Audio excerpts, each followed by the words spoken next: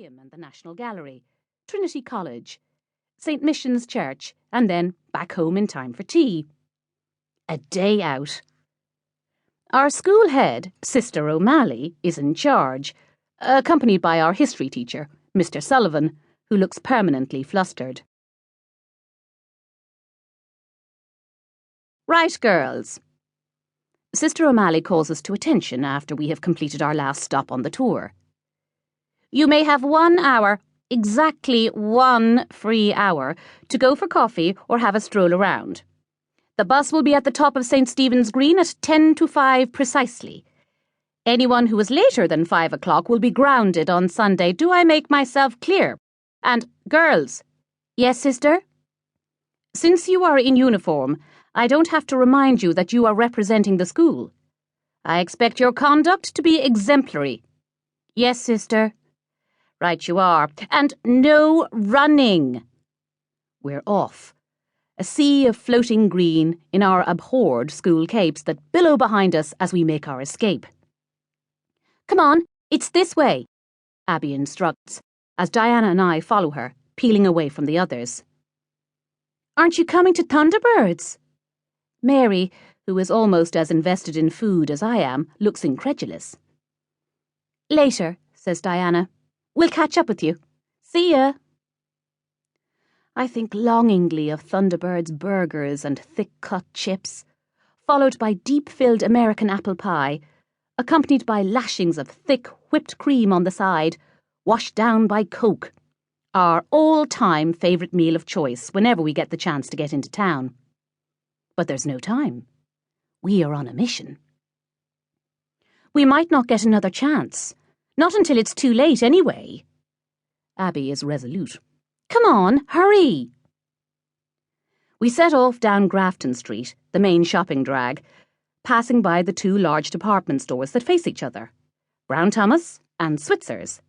Then turn left into Wicklow Street, and left, again at the end, into George's Street, which has a more run-down feel. No big stores here, mostly decaying houses fronting offices. Farther up, we reach Ainger Street, and up ahead on the right looms a large church. There it is, says Abby, pointing. That's it. Whitefriars. And we cross the road. Are you sure about this? I say, doubtfully. Couldn't we go to a fortune teller instead or something? Have our cards read? Don't be silly. They're only charlatans. Abby is defiant. They don't know anything, just want to take your money. Do you want to secure your future or not? How do you know this'll work? Diana looks sceptical. Because it just will. My mother says so. All her friends and family came here, and they all got what they wanted, and who they wanted. This was said triumphantly. Abby holds anything her mother says in great regard. She is always right, apparently. Infallible, like the Pope. My mother swears by Loch Derg, says Diana. You go 3 times in your life, do the 3-day pilgrimage, and get anything you want. You save your soul as well. Loch Derg is in Pettigo, Abby points out.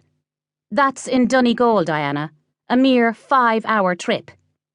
And you have to fast for 3 days. She is losing patience. We can do that next summer.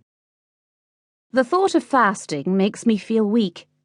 I have heard horror stories of Loch Derg, people fainting with hunger, their feet ripped to shreds from stumbling over the stones barefoot and having to be carried off to the mainland to be revived.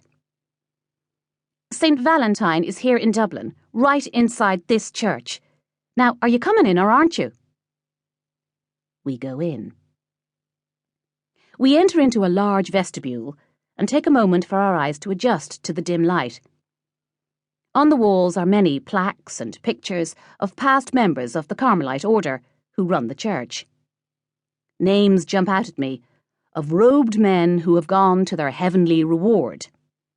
Father Dinny Devlin and Father John Spratt have done great work with the poor of Dublin, I read. I wonder mindlessly if Father Spratt was any relation to Jack, of nursery rhyme lore.